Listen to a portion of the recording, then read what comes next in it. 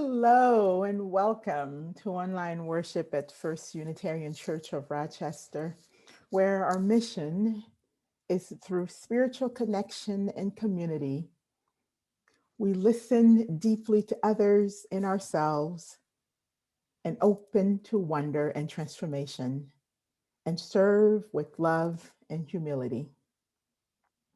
I am Reverend Margalie Belizaire, Assistant Minister here at First Unitarian Church. And leading worship with me today are Tommy Snell, Shannon Foose, Travis Watson, Arson Jim Koshian, and special music from David Rowe. Our lead minister, Reverend Cherry Halliday Kwan, is with our sibling congregation, First Universalist, this morning. Behind the scenes, we have ushers and greeters who are making things happen so that we can come together.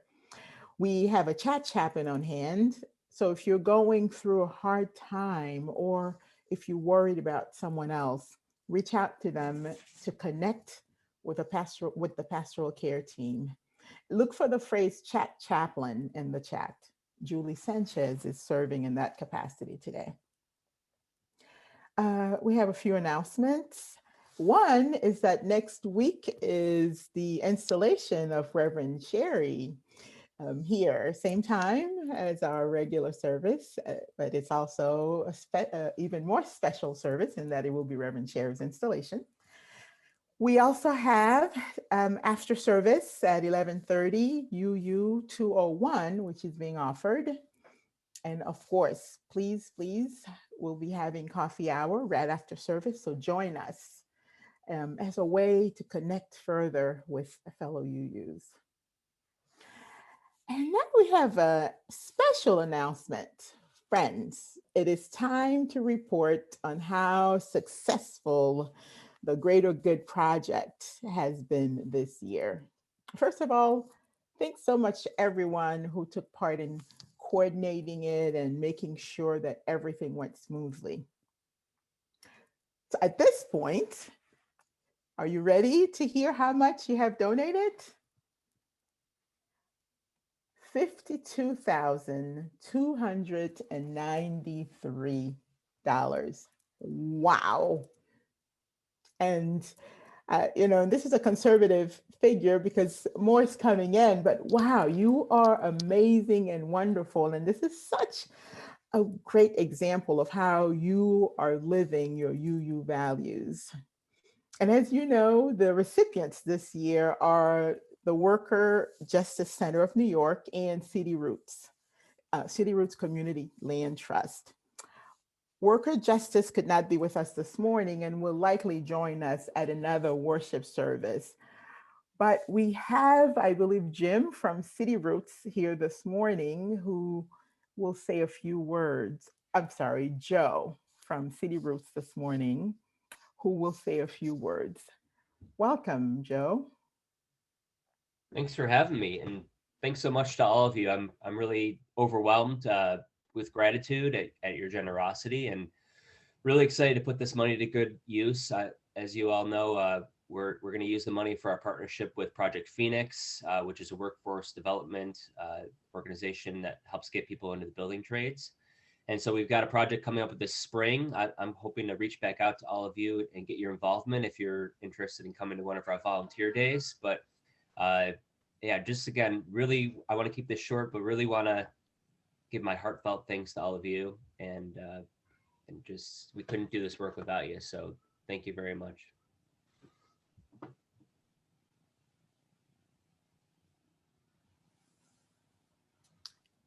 It is now time to light our chalice. Please join me in saying our chalice lighting words. May the flame we now kindle inspire us to use our power to heal with love, to help with compassion, to bless with joy, and to seek liberation in the fullness of community. As some of you know, I recently immigrated to Canada. That is a long story in itself, but suffice to say that the transition was challenging, especially since it had to be accomplished in a fairly short period of time. But once all the prep work was done, Labor Day weekend came around and I found myself at the Canadian border. Given my experiences getting my spouse, Stacy, back and forth across the US border during their application for permanent residency and citizenship, I was honestly expecting the worst. The border guard looked at our passports and asked the usual questions about why we were entering Canada. I explained as succinctly as I could, and once he had looked at a couple of pieces of documentation, he explained to us that we needed to pull over to their office and that someone would be with us shortly. I took a deep breath, drove to the indicated area, and settled in to wait. You see, my experience at the US border had programmed me to expect that I would be hosted by glaring officials and wading through bureaucratic minutiae for at least 2 hours. Instead, our experience was quick and wholly positive. The paperwork took a while to fill out, but the Canadian immigration and customs officers walked us through the process step by step and even complimented us on how thorough we had been in assembling our paperwork. We were on our way in 45 minutes. As the immigration officer explained to us, they did not expect people to get the process perfect. One does not immigrate to a foreign country every day, and for most people, moving to a new country would be a completely new experience. The customs and immigration people actually expected that people would make mistakes and work to help them rectify any errors. And I think that's why we come to church. We all have less than positive experience with people who, for whatever reason, choose not to act in an affirming manner. First Unitarian members remind us that there are people who hold themselves accountable for their actions and who strive to live in kindness, people who accept that others have flaws and will make mistakes, but look deeper to see the inherent worth and dignity of the person before them. Please join us in singing our next hymn, Love Will Guide Us.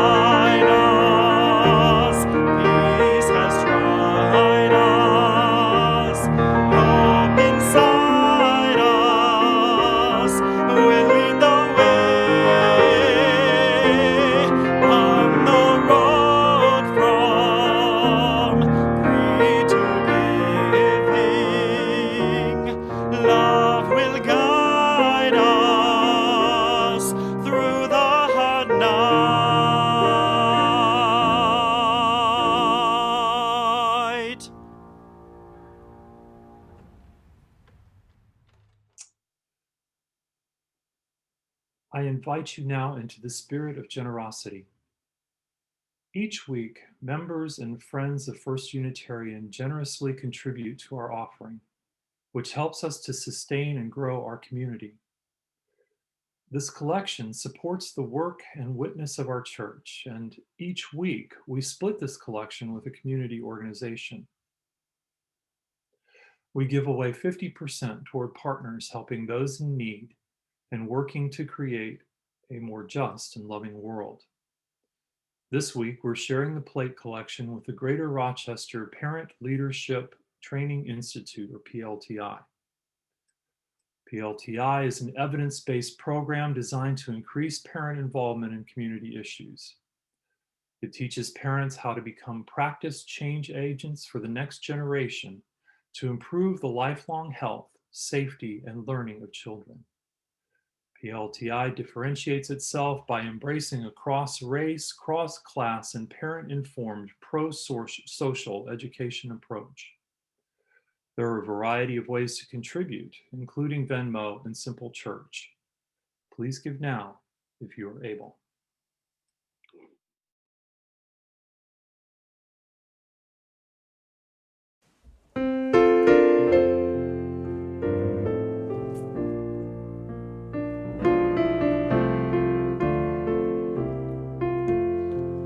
I have decided to stick with love.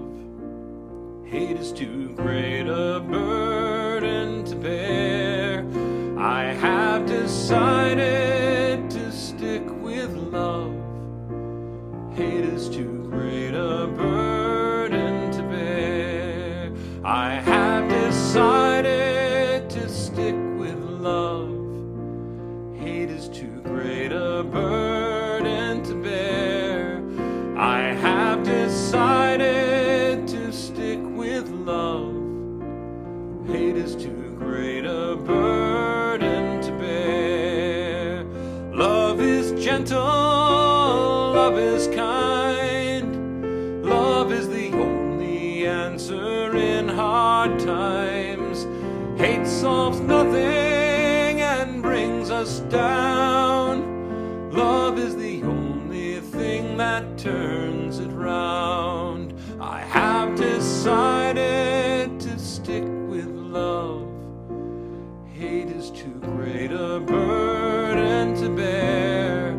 I have decided to stick with love. Hate is too great a burden to bear.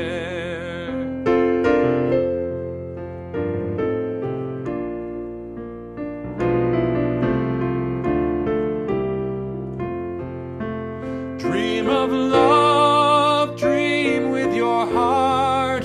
When setting out in life, make love your start. When times are hard, love finds a way. Even when the word is hard to say. I have decided to stick with love. Hate is too great a burden to bear. I have decided to stick with love. Hate is too great a burden to bear. I have decided to stick with love. Hate is too great a burden to bear. I have decided to stick with love. Hate is too great a burden to bear.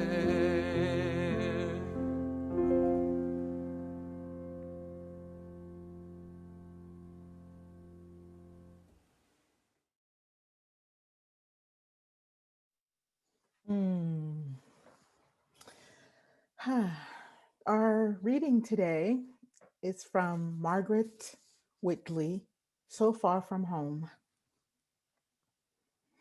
Acknowledging interconnectedness requires that we take responsibility for noticing how we affect other people, that we realize how our behavior and choices impact others, even at a distance. Before the culture of rampant individualism took over, traditional societies had for millennia based their cultures on profound knowledge of enlightenment. Most cultures, even today, have words and concepts to describe it. In South Africa, the word is Ubuntu. Archbishop Tutu describes it Ubuntu Ubuntu means my humanity is caught up, is inextricably bound up in yours. We belong in a bundle of life. We say a person is a person through other people. It is not, I think, therefore I am. It is rather, I am human because I belong.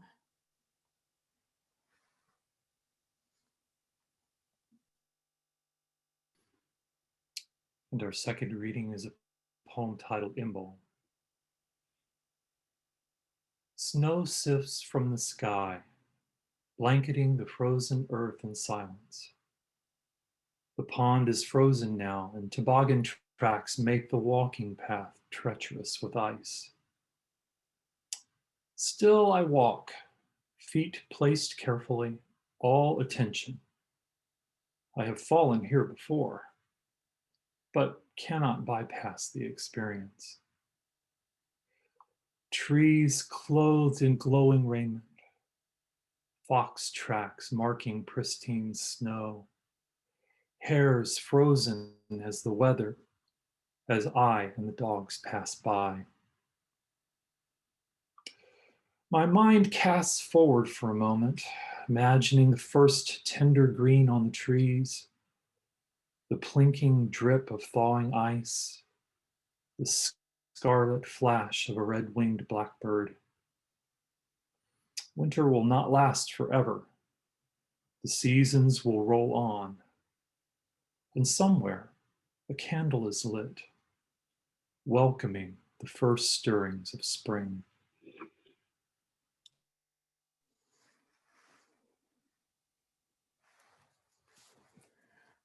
I now invite you into prayer, which will be followed by about a minute of silent meditation.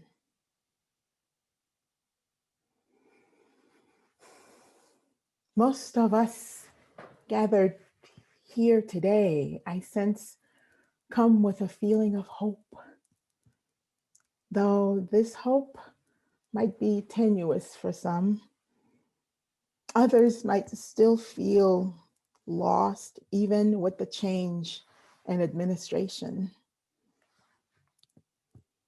On this first Sunday following the presidential inauguration, come as you are.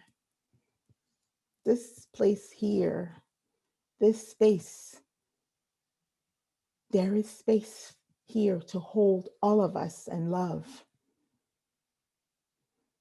Spirit of love and hope. Spirit of accountability.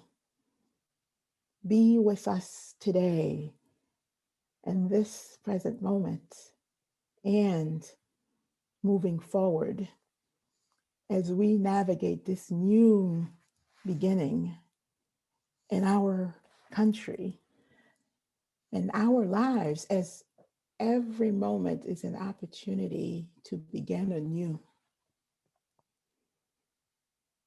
Open our hearts to deeper and greater love and to broader understanding of what it means to be interdependent of one another. May we boldly take our place in this work of supporting each other in our growth. May we be courageous and kind. And may we do it all with love in our hearts.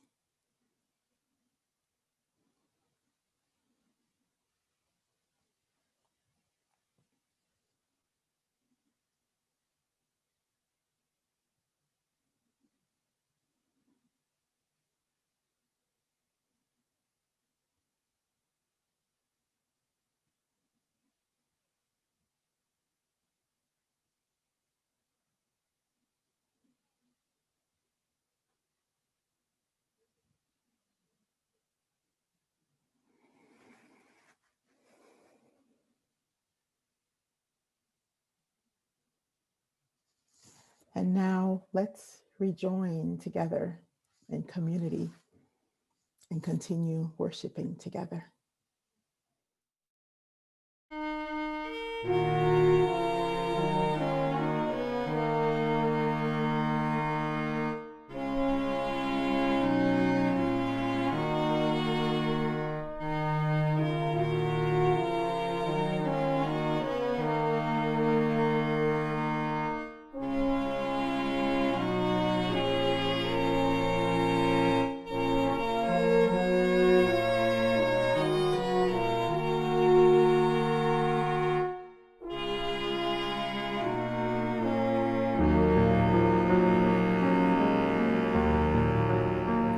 May I be filled with loving kindness. May I be well. May I be filled with loving kindness. May I be well. May I be peaceful and at ease. May I be whole. May you be filled with loving kindness. May you be well. May you be filled with loving kindness. May you be well. May you be peaceful and at ease. May you be whole. May we be filled with loving kindness. May we be well. May we be filled with loving kindness. May we be well. May we be peaceful and at ease. May we be whole. May all be filled with loving kindness. May all be well.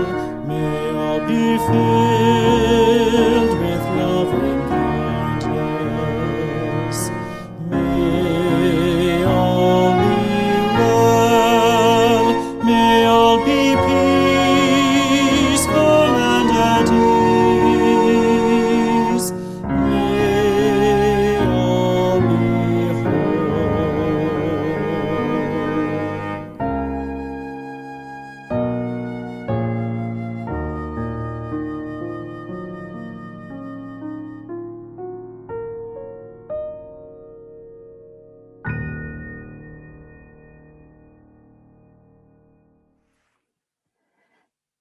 If you and I have communicated via email, chances are that you've noticed that my signature tagline reads, "With grace and loving kindness."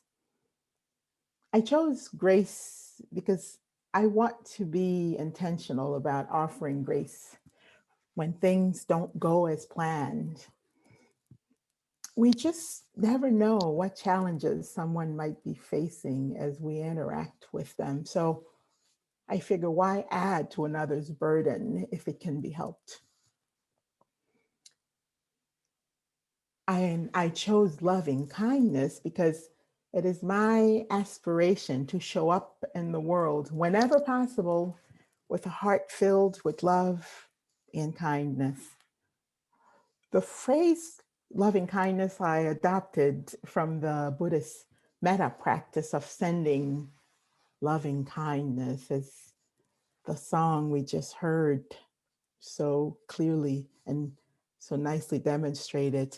It's the practice of sending loving kindness to all beings, starting with the self and moving outward to the universe at large. And this is done by sending well wishes and repeating certain phrases. And some of the better knowns are, may I be well, may I be happy, may you be free from suffering, may all beings be at ease.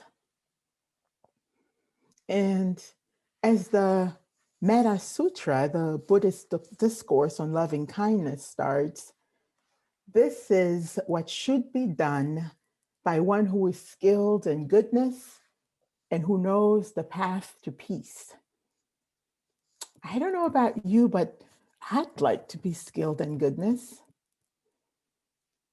The discourse continues with characteristics of such a person and how they ought to be loving and kind towards all beings, omitting none, and wishing in gladness and in safety. May all beings be at ease. So at the center of this way of living is care, gentleness, forgiveness. It is free from hatred and ill will. I heard a practitioner say recently that in every situation, one should ask, what is the kind thing to do? Now, because we live in a world where might is right, where we can easily be impressed by hubris masquerading as confidence, we sometimes see shows of affection, peacefulness, and gentleness as weakness, when in fact, they can be positions of strength. The problem in part lies with our interpretation of what it means to show kindness, how we view warm-heartedness, soft-heartedness, friendliness, and display of sympathy. We sometimes confuse kindness with pushoverness. We expect that someone who is kind will allow others to trample all over them, will not hold people accountable for their actions. The idea of being kind is to be nicey nice. Moreover, I think that many who have the propensity towards kindness also hold such sentiments, as if they have forfeited the right to say enough, or to insist that there be consequences for poor behavior. It is not mean nor unkind to assert those things. Still, it is sometimes difficult to imagine kindness and accountability hand in hand. It can be seen sometimes as lacking in charity to hold someone accountable for their wrongdoings, situations where you hear of a whistleblower who is vilified. Because rightfully so, accountability comes with consequences, and consequences generally don't feel good. I remember some years ago when I was leading a department that I inherited with lots of issues around employee motivation. There was a lot of absenteeism and tardiness. I recall this woman in particular who was consistently tardy. I mean, 2 to 3 times a week, 30 minutes to an hour. She had no sick days on the books, for she used them as quickly as they became available to her. I remember having conversations with her about her life and what was preventing her from reporting to work. I also talked with her about ways we could help her improve on her arrival time and on her attendance. I was doing all of this while simultaneously writing her up and ensuring consequences for her tardiness. She once looked at me and chuckling and said, "Yeah, you're the soft-spoken lady who carries a long stick. I'm always surprised when you write me up. You're always so gentle about it." It was as if I was going to call an employee to task, it needed to be accomplished with rudeness and certainly done without care. I never did find it necessary to be uncivil when participating in the disciplinary process at any workplace. I needed to be firm, yes, explicitly clear, yes, and at times be repetitive in my actions, yes, but not unloving or uncaring,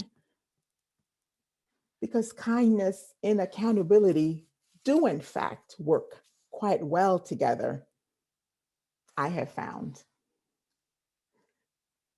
Now, there are many things I am not good at, and I'm not perfect at this either, but I do work on treating people kindly. And when I fall short, as I often do, I try again. We owe it not only to other people, but to ourselves to do this. I believe that we must love ourselves and each other enough so that we can help one another grow and learn and become better human beings. That's where the question, what is the kind thing to do, comes in. It is not compassionate to let people run amok without consequences for their actions, or let them continue to engage in harmful and injurious behavior, whether it's towards us or someone else who has less power and autonomy. To be kind and loving in a productive and healthy way means to show strength and push aside nicey nice. As the social activist Valerie Kerr states, love is labor, love is work, and love can be modeled, it can be taught and practiced. We need this kind of loving kindness, tough love, in order to change us and the world for the better. A love where people are required to take responsibility for their actions.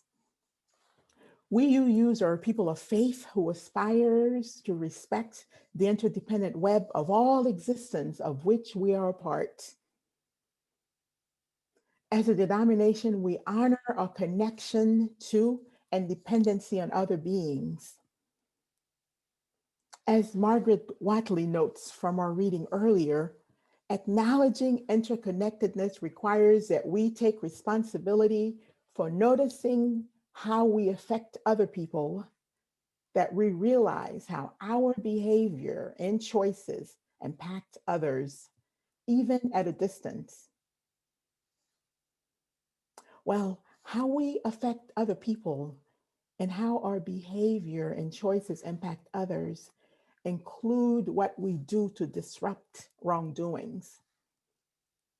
Just one call to account can put someone on a different path and result in growth and deeper development. And if not for that person, then for the one doing the calling. Because our doings change us, not just others. And this is for better or for worse. Choosing to intervene or not to intervene impacts our collective forward movement as individuals, as units, as church communities, as cities, as countries, and a world and beyond.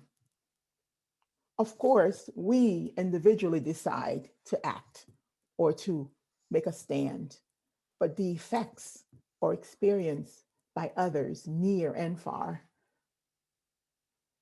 Watley continues, before the culture of rampant individualism took over, traditional societies had for millennia based their cultures on profound knowledge of enlightenment. Most cultures, even today, have words and concepts to describe it. Current events have shown us how incomplete the idea of individualism is with regards to living the stories of our lives as social beings. The state of our union and the pandemic have shown us how much we depend on one another, how whether we live or die rest on our interactions. True, we need to have a sense of agency, but even that is done within the framework of community. Watley went on to talk about the South African idea of Ubuntu, which Archbishop Tutu describes as my humanity is caught up and inextricably bound up in yours. We belong in a bundle of life. We say a person is a person through other people. It is not I think, therefore I am. It is rather I am human because I belong. Dear ones, we belong to one another and are inextricably bound up to one another. We are connected to a point where you can't tell one from the other. We are bound up to one another in a bundle of life, a bundle of life. How poetically beautiful. There is comfort in that.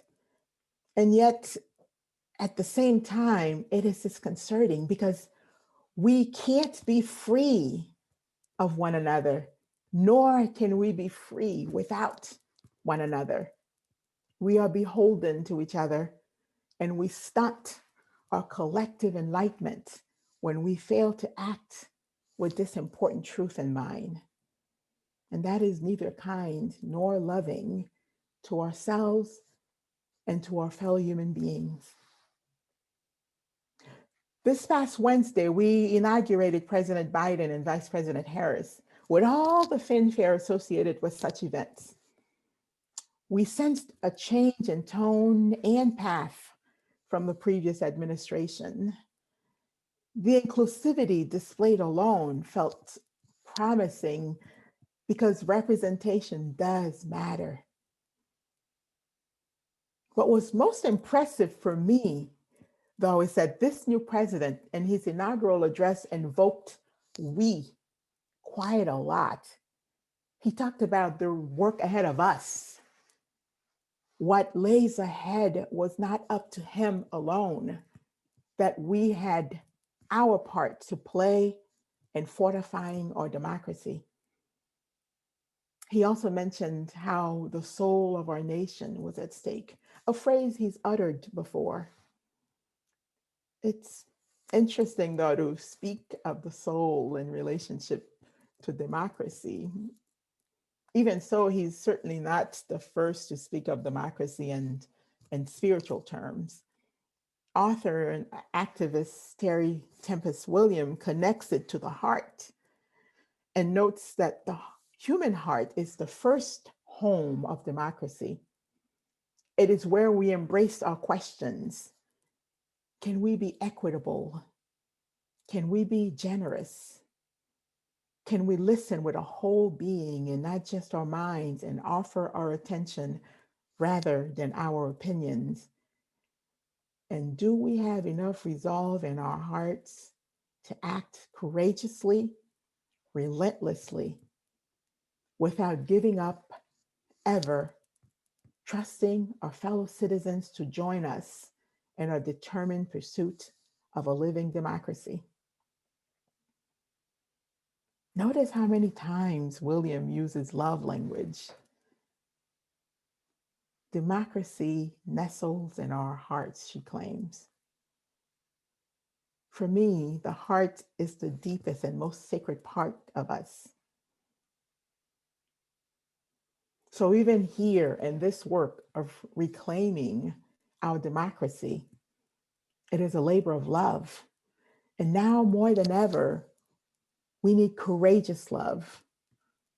We need relentless love. Tough love infused with kindness so that we are able to take the risk of holding a mirror to another. And if we're lucky enough, someone will do the same for us. Because of our interconnectedness, we are impacted by each other's deeds, whether we choose to be a part of the process or not. Let's choose to be full participants. Let's choose to care in whatever shape or form we are called to care and to love. May we love all beings radically and fiercely.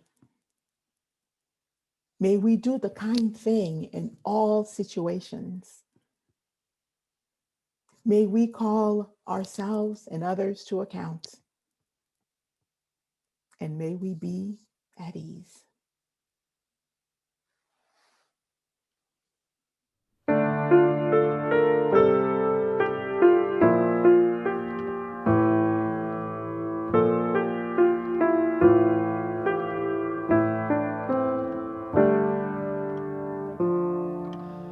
We forgive ourselves and each other. We begin again in love.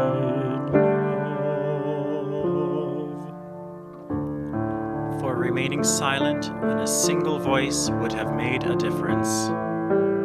We forgive ourselves and each other. We begin again in love. For each time that our fears have made us rigid and inaccessible. We forgive ourselves and each other. We begin again in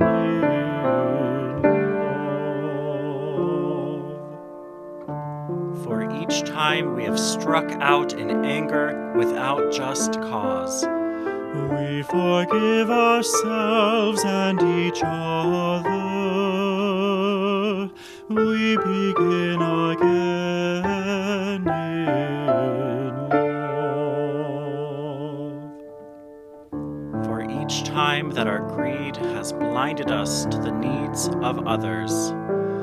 We forgive ourselves and each other. We begin again in love. For the selfishness that set us apart and alone. We forgive ourselves and each other. We begin again in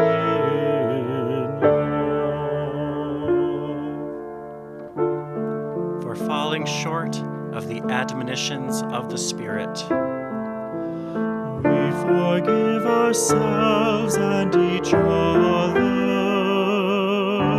We begin again in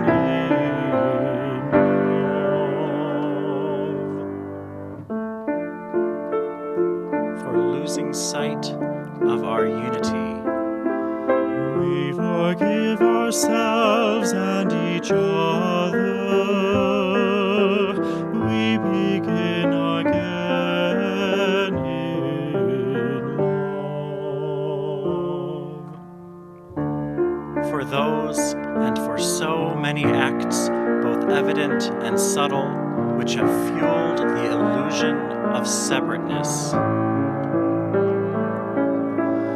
We forgive ourselves and each other. We begin again in love.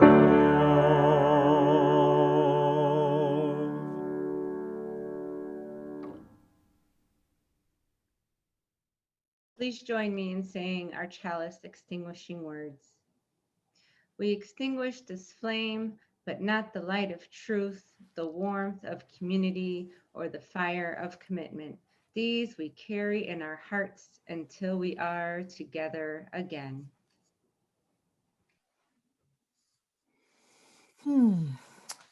I was going to write my own blessing for the journey, but these words of Reverend Joe Cherry. I use them so many times because to me they're perfect. Prayer for the living intention. If we have any hope of transforming the world and changing ourselves, we must be bold enough to step into our discomfort, brave enough to be clumsy there, loving enough to forgive ourselves and others. May we, as a people of faith, be granted the strength to be so bold, so brave, and so loving.